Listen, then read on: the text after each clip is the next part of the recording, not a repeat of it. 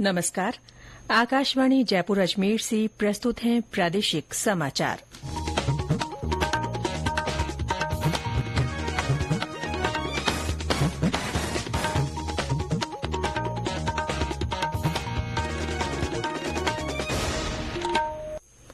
मुख्य समाचार। नए लोकसभा अध्यक्ष का चुनाव आज। कांग्रेस सांसद राहुल गांधी होंगे विपक्ष के नेता। मुख्यमंत्री भजनलाल शर्मा ने कहा, राजस्थान को देश का सबसे बड़ा इन्वेस्टमेंट हब बनाने के लिए राज्य सरकार निवेशकों की हर स्तर पर करेगी मदद। जलवायु परिवर्तन के कारण आने वाली आपदाओं और महामारी से निपटने के लिए प्रदेश में बनाए जाएंगे हेल्थ इमरजेंसी ऑपरेशन सेंटर। और राज्य में मानसून ने दी दस्तक। जुलाई के पहले सप्ताह में पूरे प्रदेश में छाने की उम्मीद।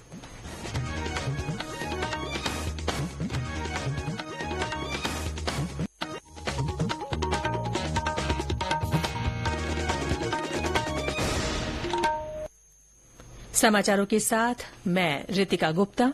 और अब समाचार विस्तार से। नए लोकसभा अध्यक्ष का चुनाव आज होगा।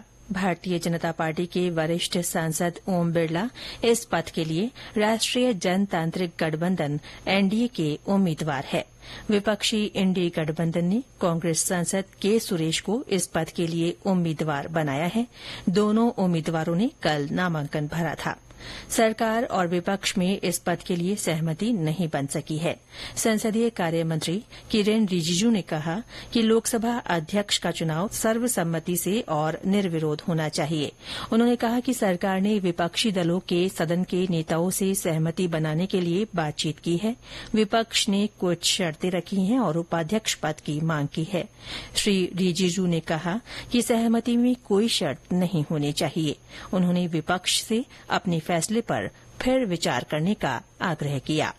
कांग्रेस पार्टी ने अगर स्पीकर पद को चुनौती देने के लिए नामांकन पत्र बढ़ाया है तो ये अफसोस की बात है, क्योंकि आज तक स्पीकर पद को लेकर के चुनाव नहीं हुआ है। जब बात किया, कांग्रेस के नेता आए थे, माननीय राजनाथ सिंह जी, माननीय गृह मंत्री अमित शाह जी और एनडीए के सारे लीडर्स हम लोग सब थे। वहां कांग्रेस के नेता ने कंडीशन लगाया कि आप डिप्टी स्पीकर पोस्ट दें, तब हम स्पीकर को समर्थन करेंगे। तो ये आदान प्रदान करके ये पद ये पार्टी ले लो, वो पद ये पार्टी, ऐसा स्पीकर और डिप्टी स्पीकर को नहीं कर सकते।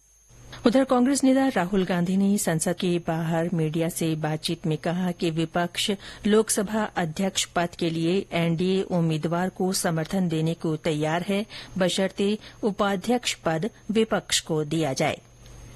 कांग्रेस सांसद राहुल गांधी लोकसभा में विपक्ष के नेता होंगे। पार्टी महासचिव केसी वेणुगोपाल ने कल शाम नई दिल्ली में मीडिया को इसकी जानकारी दी।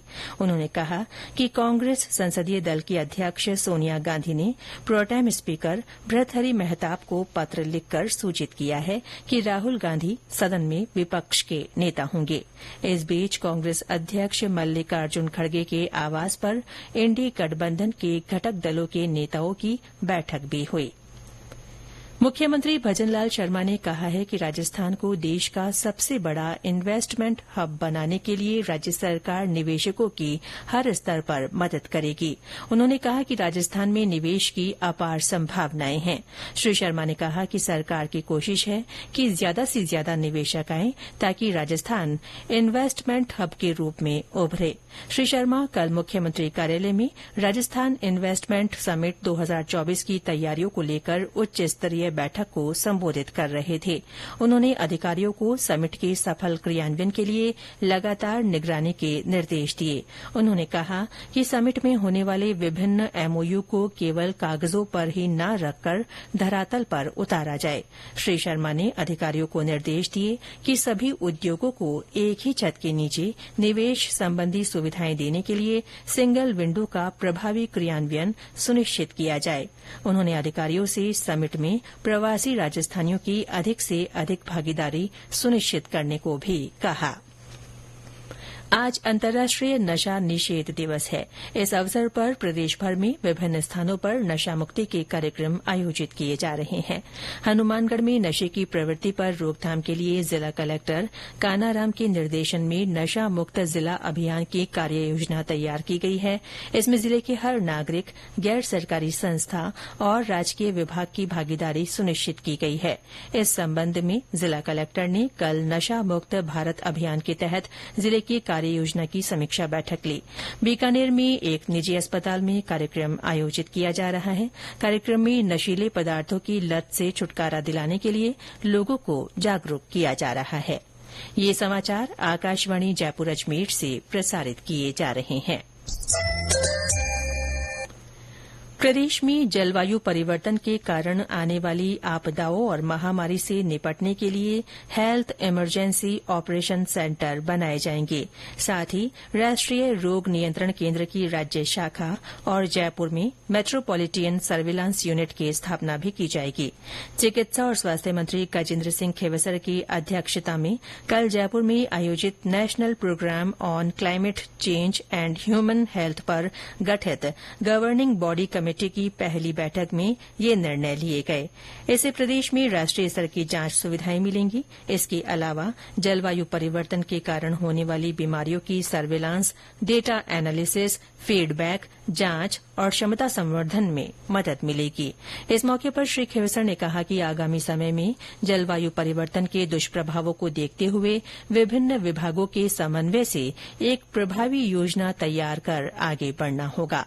बैठक में निर्णय लिया गया कि प्रदेश की सभी चिकित्सा संस्थानों के नए भवनों का निर्माण इको फ्रेंडली तकनीक से किया जाएगा। प्रदेश में मानसून के प्रवेश के साथ ही विभिन्न स्थानों पर बारिश का दौर शुरू हो गया है। मानसून ने कल कोटा उदयपुर के रास्ते प्रवेश किया। मौसम विभाग के अनुसार जुलाई के पहले सप्ताह में मानसून पूरे प्रदेश में छाने की उम्मीद है। अगले 3-4 दिनों के दौरान राजस्थान के कुछ और हिस्सों में मानसून के आगे बढ़ने के लिए अनुकूल परिस्थितियां बनी हुई है। इस बार प्रदेश में औसत से ज्यादा बारिश की संभावना जताई गई है।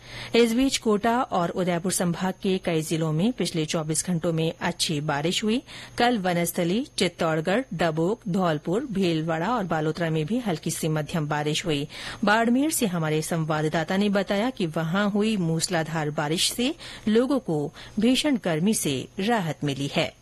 जिले में दिन भर की उमस और तेज गर्मी के बाद शाम को काली घटाएं घिराई। इस दौरान जिला मुख्यालय के अलावा सेड़वा, धोरीमन्ना और शिव समेत कई इलाकों में मूसलाधार बारिश हुई। इस बीच निचले इलाकों में जल भराव की स्थिति पैदा हो गई। बरसात से जहां एक ओर लोगों को भीषण गर्मी से राहत मिली है, वहीं दूसरी तरफ किसानों के चेहरे खिल उठे हैं। जसवंत सिंह रूडी, आकाशवाणी समाचार, बाड़मेर।